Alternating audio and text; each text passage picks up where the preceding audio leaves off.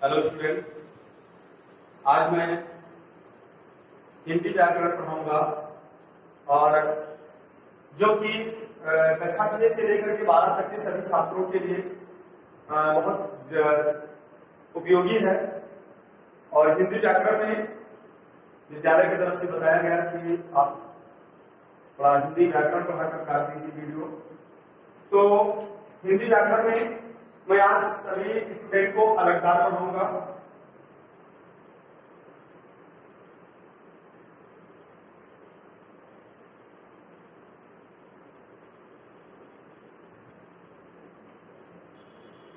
अलंकार जिसे इंग्लिश में कहते हैं फिगर ऑफ स्पीच, और मैं इंग्लिश का भी अलंकार पढ़ाया हूं, लेकिन आज हिंदी के अलंकार के बारे में बताऊंगा।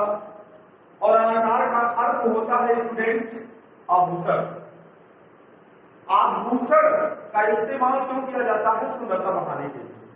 सभी स्टूडेंट को पता होगा कि कोई भी औरत, स्त्री आभूषण का इस्तेमाल इसीलिए करती है क्योंकि उसकी सुंदरता बढ़ जाए। इसी प्रकार अलंकार का भी अर्थ आभूषण है, और अलंकार का प्रयोग क्यों किया जाता है?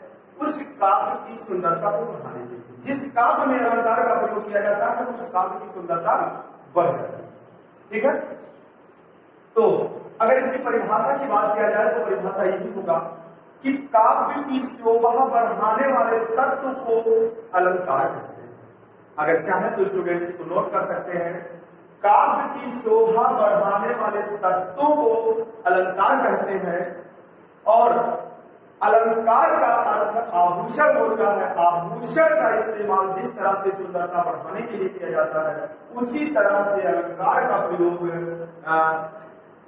काव्य की शोभा बढ़ाने के लिए किया जाता है। ठीक है, अब हम बात करते हैं अलंकार, जो कक्षा 6 से ही हमको पढ़ने के लिए मिलता है, और कक्षा 12 से लेकर के और ऊपर कंपटीशन लेवल तक का भी हमको अलंकार देखने को मिलता है। अलंकार की बात अगर करें तो अलंकार 3 प्रकार के होते हैं। अलंकार 3 प्रकार के होते हैं स्टूडेंट्स। एक होता है शब्दालंकार,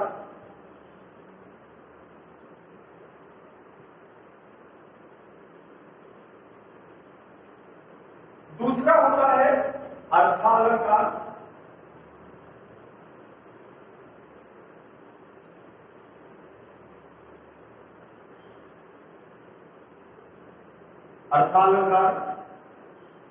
तीसरा होता है उभयालंकार।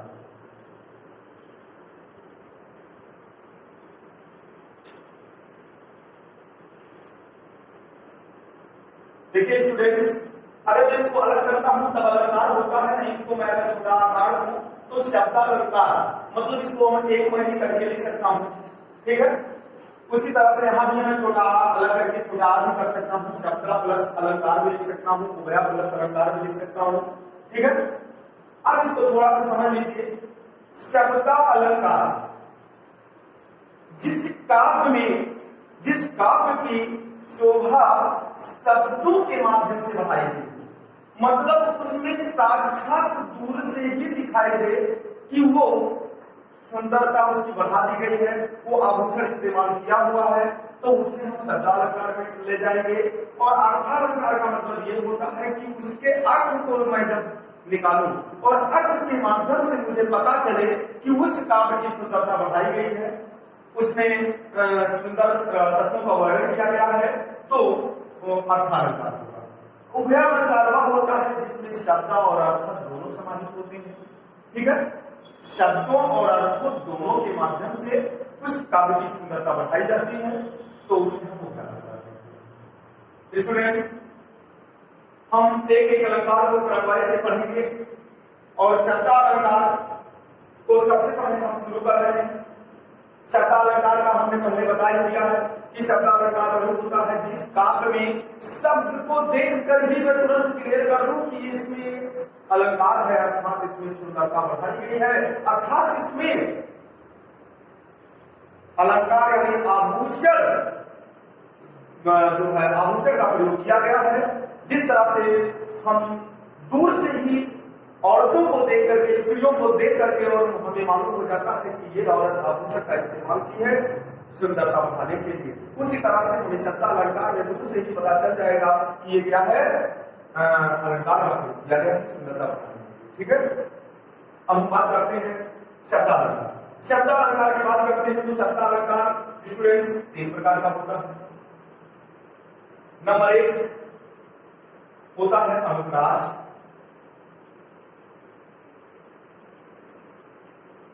अनुप्रास अलंकार। दूसरा होता है यमक अलंकार। तीसरा होता है श्लेष अलंकार।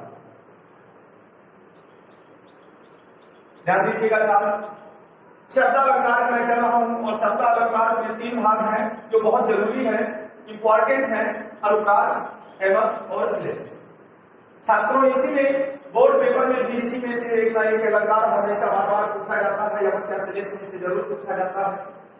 और अर्था अलंकार में अगर हम जाएंगे तो अर्था अलंकार तो बहुत लांग है, उसमें कई प्रकार के होते हैं, लेकिन सबसे पहले हमें शब्द अलंकार पढ़ना और शब्द अलंकार 3 प्रकार हमें बहुत इंपॉर्टेंट, 3 प्रकार हमें बहुत जरूरी है और इसको हमें पढ़ना है। अनुप्रास अलंकार, यमक और श्लेष। ठीक, अनुप्रास की अगर हम बात करें तो अनु का अर्थ होता है बार बार। ठीक, अनु का अर्थ होता है बार बार, प्रास का अर्थ होता है वर्ण। अगर इसके हम शब्दों को व्याख्या करके देखें, शब्दों को अलग करके देखें तो हमें तुरंत क्लियर हो जा रहा है कि अनु का मतलब बार बार और प्रास का अर्थ होता है वर्ण। अर्थात तुरंत हमें कंफर्म हो गया, क्लियर हो गया है कि जिस काव्य में हमें वर्णों को बार बार दिखाई दे वह क्या होगा, अनुप्रास। ठीक, तो हम बात करते हैं अनुप्रास की। अब हम इतना मिला देते हैं स्टूडेंट और एक एक अलंकार को मैं क्रम से पढ़ूंगा।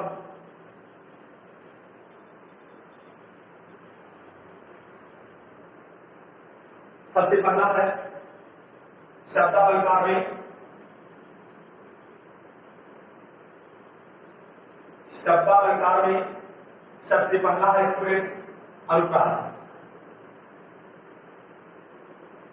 अनुप्रास अलंकार, अगर हम अनुप्रास की बात करें तो अनुप्रास भी 5 प्रकार का होता है और अनुप्रास 5 प्रकार का होता है, जिसमें होता है छेका है, छेका अनुप्रास, वृत्त्यानुप्रास, श्रुत्यानुप्रास, लाटानुप्रास।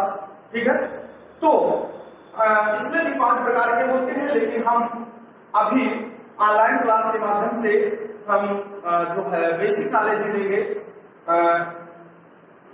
जरूरी चीजें ही पढ़ाएंगे, क्योंकि इतना ज्यादा जो है डीपली यूपी बोर्ड में नहीं पूछा जाता। ठीक है, कंपटीशन लेवल में पूछा जाता है और यूपी बोर्ड में इतना जो है गहराई से नहीं पूछा जाता है। अनुप्रास की बात करें तो अगर इसकी परिभाषा नोट करना चाहें तो सभी छात्र नोट कर लें। जिस काव्य में एक ही वर्ण बार बार दिखाई दे, फिर से सुन लें, इसकी परिभाषा नोट कर लें। जिस काव्य में एक ही वर्ण बार बार दिखाई दे उसे हम अनुप्रास अलंकार। ठीक है, अनुप्रास में हम जो है 2 अनुप्रास की बात करेंगे। 2 अनुप्रास बहुत जरूरी है और इस 2 अनुप्रास को पढ़ लीजिएगा। एक है छेका अनुप्रास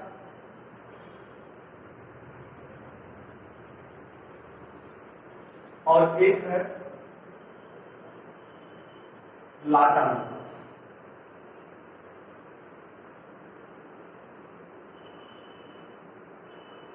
देखिए, छेकानुप्रास में क्या है कि वही जो मैंने बताया है कि जहां पे एक ही वर्ण बार बार दिखाई दे, ठीक, वो क्या होता है, अनुप्रास होता है। ठीक है, इसी समान वृत्त्यानुप्रास भी है।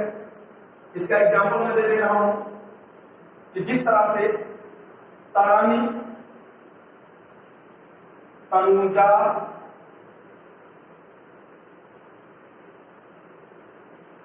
तट, तमाल, तरुवर, बहु ध्यान दीजिएगा छात्र, इसमें इस काव्य को मैं अगर देखता हूं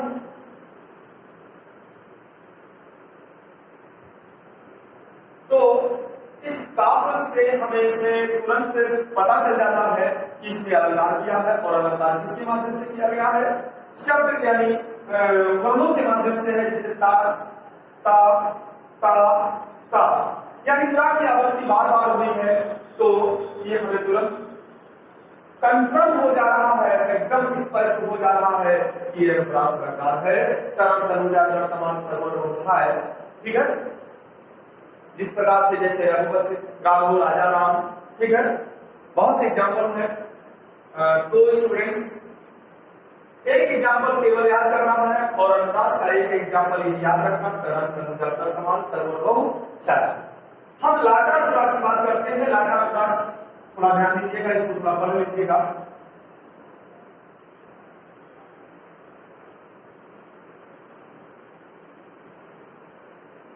लाटा अनुप्रास, लाटा अनुप्रास में क्या होता है कि यह अनुप्रास के ही अंतर्गत आता है। अनुप्रास का ये भाग लाटा अनुप्रास, ठीक है। और लाटा अनुप्रास में एक ही शब्द, अगर परिभाषा लिखना चाहे तो लिखते, एक ही शब्द दो बार मिलते हैं। एक ही शब्द या एक ही वाक्य हमें दो बार दिखाई देते हैं, लेकिन उसका अगर मैं भाव चेंज करूं, यानी भाव अगर बदल दूं, तो अर्थ अलग हो जाता है। यानी एक कामा से उसका अर्थ अलग हो जाता है। एक कामा ऐसे हटा दिया जाए, एक कामा यहां से यहां कर दिया जाए, तो उसका अर्थ एकदम शुद्ध रूप से चेंज हो जाता है, बदल जाता है, ठीक है। तो ऐसा करने पर अगर अर्थ हमें उसको सोचने पर उसका भाव बदल जाए, उसको अगर हम जो है चाहें तो उसके भाव को चेंज कर सकते हैं, उसके अर्थ को हमें भाव के अनुसार बदलना पड़े, तो वो लाटा अनुप्रास होता है, ठीक है। और अभी आगे हम यमक अलंकार में बताएंगे एक ही शब्द हमें दो बार दिखाई दे तो दोनों का अर्थ अलग होगा, ठीक है। लेकिन यहाँ पे एक ही शब्द हमको, एक ही वाक्य हमको दो बार दिखाई देंगे, लेकिन दोनों का अर्थ भाव निकालने पर ही हमको अर्थ अलग दिखाई देगा। यहां से जैसे रोको मत जाने दो, रोको मत जाने दो,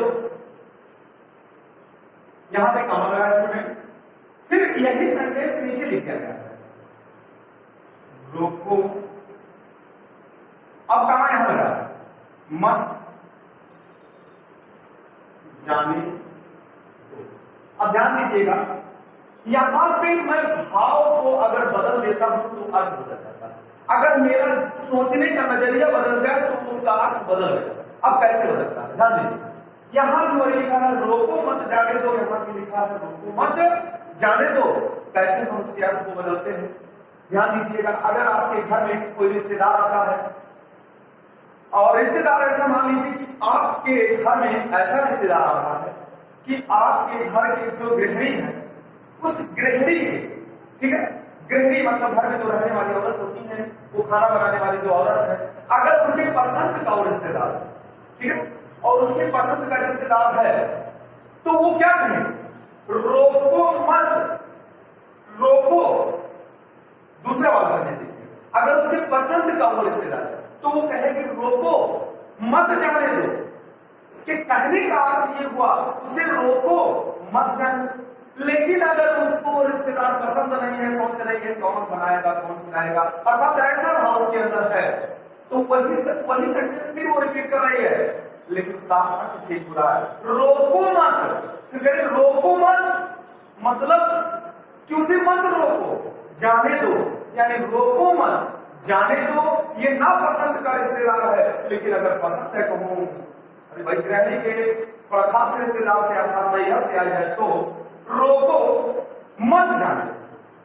तो ये अगर मैं सोचने का नजरिया बदल दूं, अर्थात मुझे भाव बदल दूं, तो ये अर्थ बदल जाता है, और भाव के अनुसार अर्थ बदल जाए तो वो लाटा अनुप्रास होता है स्टूडेंट्स।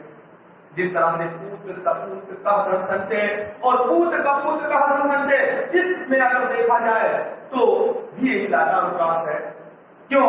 क्योंकि पूत कपूत कह धन संचय कहने का आशय यह है कि अगर पूत कपूत है, नालायक है, तब धन की इकट्ठा करने की जरूरत नहीं है, क्योंकि वो पूत जो है, बेटा जो है, वो धन को क्या करेगा? बर्बाद कर देगा, क्योंकि वो नालायक है। और पूत सपूत का धन संचय, यहां भी अर्थ बदल जा रहा है, सोचने पर अर्थ बदल रहा है, क्योंकि पूत अगर सपूत है, पूत अगर सही है, लायक है, तब भी धन इकट्ठा करने की जरूरत नहीं। क्यों? क्योंकि वो अगर लायक होगा तो धन खुद कमा लेगा। तो अगर मैं सोच रहा हूं, भाव अलग कर रहा हूं, तो मेरा अर्थ बदल जा रहा है, इसीलिए ये लाना अर्थात हो रहा है। अर्थात थोड़े से ही मैं खत्म कर रहा हूं, आगे मैं बढ़ा रहा हूं। यमक अलंकार, आगे स्टूडेंट्स यमक अलंकार में बताऊंगा, और यमक अलंकार में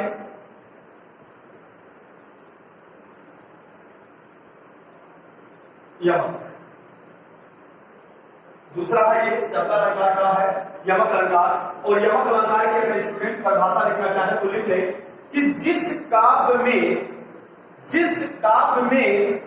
एक ही शब्द दो या दो से अधिक बार आए, जिस काव्य में एक ही शब्द दो या दो से अधिक बार आए, लेकिन उस शब्द का अर्थ अलग अलग हो, तो उसे यमक अलंकार कहते हैं। ठीक है, उसे यमक अलंकार कहते हैं। उदाहरण इसका देख लीजिए,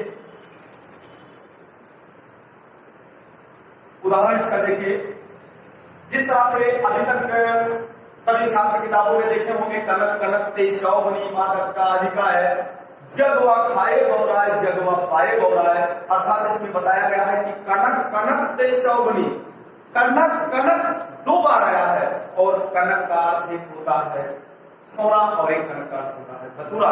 क्यों? क्योंकि वो आगे बताया गया है कनक कनक ते शौवनी, मतलब कि एक वो कहा कि ऐसा कनक कौन सा है जिसे वो पाने से भी बौरा जाता है और उसे खाने से भी बौरा जाता है। तो अर्थात इस एग्जाम्पल को मैं ना लेकर के छोटा एग्जाम्पल दे रहा हूं कि छोटा सा एग्जाम्पल, एक सजना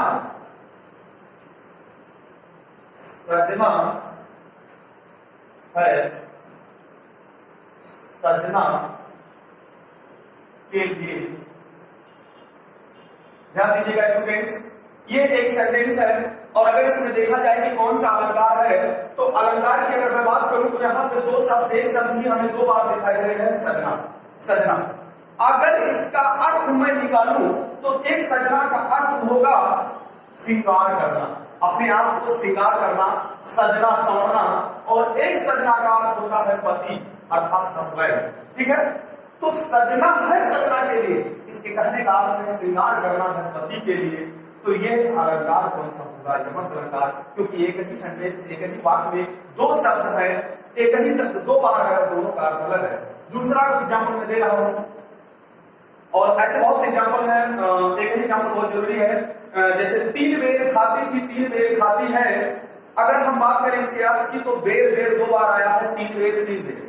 तीन बेर का मतलब कि वो पहले तीन बेर खाकर रहती थी, तीन बेर बेर मतलब बैर जो फल होता है खाने वाला, और अब क्या बात कर रहा है, तीन बेर खाती है मतलब तीन जून खाती है, तीन बार खाती है, तीन टाइम खाती है, अर्थात इसका अर्थ अलग हो जा रहा है।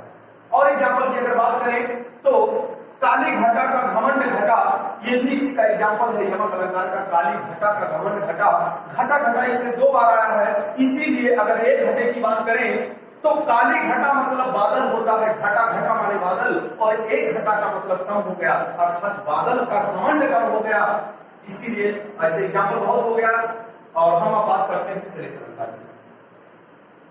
तीसरा है श्लेष। श्लेष अलंकार, श्लेष का अर्थ होता है स्टूडेंट चिपकना। श्लेष का अर्थ होता है चिपकना, मतलब ऐसा शब्द उस वाक्य में दिखाई दे, ऐसा शब्द उस वाक्य में दिखाई दे कि उस शब्द से, उस शब्द में कई अर्थ चिपके हो, उसमें कई, एक ही शब्द हो और उस शब्द में कई अर्थ निकल के आ रहे, मतलब दो तीन, दो से अधिक हो, तो तो उसको हम क्या कहेंगे? श्रेष्ठ। श्रेष्ठ का आपको ऐसे कुछ पकड़ा होता है, तो यानी एक शब्द से कई अर्थ का बोध हो रहा हो तो उसे हम श्रेष्ठ का कहते हैं। एक तो तुम लोगों को पता ही होगा कि रहमन पानी राखिए बिन पानी सब सुन, और पानी गए ना वो बड़ी मोती मारो सुन। इस एग्जाम्पल को तो सभी को याद ही होगा। मैं दूसरा एग्जाम्पल दे रहा हूं तुम लोगों को। एग्जाम्पल है कि श्लेष का एक एग्जाम्पल और याद होगा आप लोगों को। चरण धरत चिंता करत चितवत चारों ओर, चरण धरत चिंता करत चितवत चारों ओर, सुमरन को खोजत फिरत कभी व्यभिचारी चोर। अगर इसको मैं लिखूंगा बोर्ड में तो बहुत लंबा हो जाएगा, मैं छोटा सा लिख रहा हूं। ढोल गंवार, ढोल गंवार, शूद्र, पशु, नारी,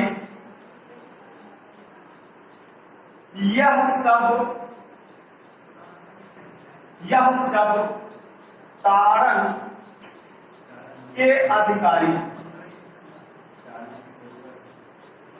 छात्रों यहां पे ध्यान दीजिएगा कि यहां पे ढोल, गंवार, शूद्र, पशु, नारी, इन सभी के लिए ताड़न एक शब्द को लिया गया है, यानी ये शब्द हैं ताड़न के अधिकारी। अर्थात कहने का मतलब कि ये सब ताड़ने के अधिकारी हैं। अर्थात इन शब्द को मैं अलग अलग देखूंगा तो इन सब के अलग अलग अंदाज में अलग अलग अर्थ आएगा। ताड़न का अर्थ ढोल के लिए अलग अर्थ देगा, गंवार के लिए अलग अर्थ देगा, शूद्र के लिए अलग अर्थ देगा, पशु के लिए अलग अर्थ देगा और नारी के लिए अलग अर्थ देगा। अगर देखा जाए तो वैसे ताड़न का मतलब अगर सभी स्टूडेंट को ऐसे समझ रहे होंगे पीटना, तो बताइए क्या ढोल को तो पीटा ही जाता है तो लोग समझ लेंगे पीट लेंगे। गंवार को पाए तो क्या पीट ले? वैसे ऐसा नहीं होगा, गंवार को पीटने की बात नहीं आएगी। शूद्र को पाए तो पीट डाले, ताड़न का अर्थ तक पीटना ये नहीं होगा। पशु को पीटना ही हो जाएगा? नहीं। नारी, जिस नारी को पीट डालो, ऐसा नहीं। सबका अर्थ अलग होगा, ठीक है। देखिए ढोल के अर्थ में अगर बात किया जाए ताड़न का, तो ढोल के अर्थ में होगा ताड़न का अर्थ बजाना, ठीक। ढोल के अर्थ में होगा बजाना। और अगर गंवार की बात किया जाए तो ताड़न का अर्थ होगा समझाना। अगर कोई गंवार आ रहा है आपके पास तो क्या आप उसको बजाना शुरू कर देंगे? नहीं, उसको समझाना शुरू करेंगे, ठीक है। और अगर शूद्र के अर्थ में ताड़न की बात किया जाए तो शूद्र के अर्थ में ताड़न की बात होगा उसे जो है गंवार का अर्थ होता है समझाना, और शूद्र का अर्थ होगा ताड़न के लिए